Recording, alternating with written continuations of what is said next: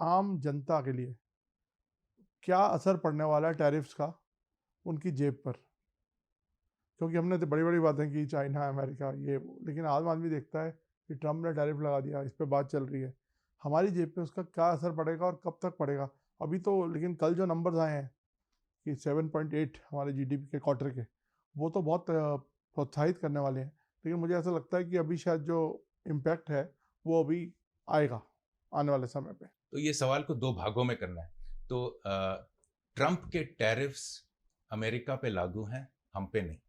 तो हमारे हमारे को कोई हमें कोई फर्क नहीं पड़ने वाला। मगर उन टैरिफ्स के कारण अगर बिजनेसेस पे इम्पैक्ट पड़ा तो नौकरियों पे खतरा हो सकता है, मार्केट्स पे खतरा हो सकता है, हमारे एक्सपोर्ट्स को खतरा हो सकता है।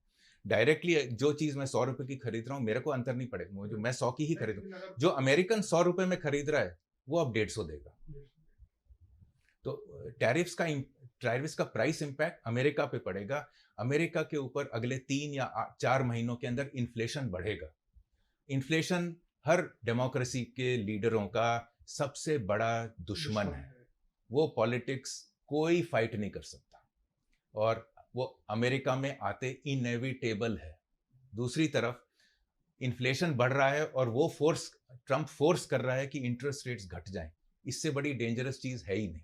कैसे सर सस्पेंस? कि अगर पैसा सस्ता हो गया, ज्यादा पैसा आ गया मार्केट के अंदर, वो इन्फ्लेशन को और बढ़ाएगा। तो एक तरफ से आपने टैरिफ्स बढ़ाए, दूसरी तरफ से आपने ईज ऑफ मॉनिटरी ईजिंग कर दी, तो more money in the system. तो जो 100 रुपए की चीज थी जो 150 रुपए में आप भारत से आज खरीद रहे हो, वो 200 की होने में भी कोई समय नहीं लगेगा, क्योंकि same amount of money is pursuing more money is pursuing the same goods. So वहां पे इंपैक्ट होगा। यहाँ पे हमें अपने रोजगार, अपने एसएमई सेक्टर, अपने फार्मर्स, अपने टेक्सटाइल्स, अपने जेम्स एंड ज्वेलरी के स्मॉल एंटरप्रेन्योर्स की तरफ ध्यान देना है। हमारे डे टू डे खरीदारी में इस पे फर्क नहीं पड़ने वाला। आखिरी एक पॉइंट और बताना चाहता हूं मैं। कल ये जो टैरिफ्स जो लगाए हैं ट्रंप जी ने, प्रेसिडेंट ट्रंप ने, उनको अधिकार नहीं है वो लगाने का। उनका यूएसए का सिस्टम उनको ये पावर नहीं देता है। उन्होंने लगा दिया है। वो केस अब कोर्ट में गया है और कोर्ट ने रूल किया है कि आप ये नहीं कर सकते, जिसके विरोध में द गवर्नमेंट ने कहा है कि हम अगर ये नहीं होगा तो हमारी फॉरेन पॉलिसी पे इम्पैक्ट पड़ेगा, अगर ये नहीं होगा तो हमारे इंटरनेशनल रिलेशंस पे फर्क पड़ेगा। तो वो ये केस कैसे चलता है आगे, ये हमें देखना है। इसको कहते हैं डिविजन्स ऑफ पावर। तो प्रेसिडेंट के पास एक प्रकार का पावर है, उनके कांग्रेस के पास दूसरे प्रकार का। ये पावर जो उन्होंने दूसरी तरफ से लेके लागू किया है, इसकी लीगल बेस नहीं है। सवाल अब ये है कि जो अमेरिका के डेमोक्रेटिक इंस्टीट्यूशंस हैं, जुडिशरी इन दिस केस, जो उनके डेमोक्रेटिक इंस्टीट्यूशंस हैं, क्या वो रूल ऑफ लॉ का अमन करेंगे, या जैसे इंटरनेशनल रूल्स बेस्ड ऑर्डर को तोड़ा गया है, उनकी अंदरूनी डेमोक्रेसी पे भी इसका प्रहार होगा। ये देखना। Thank you sir, thank you for so much.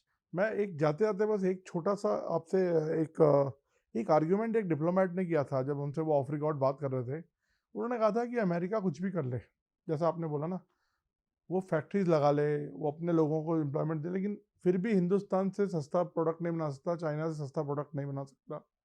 तो वो भी एक फैक्टर है क्या कि अमेरिका में वो सस्ती फैक्ट्रीज नहीं चला सकते जो नहीं उनका नहीं सिस्टम, चला सकते। एक तो या वहां पे भी एक रिफॉर्म होगा?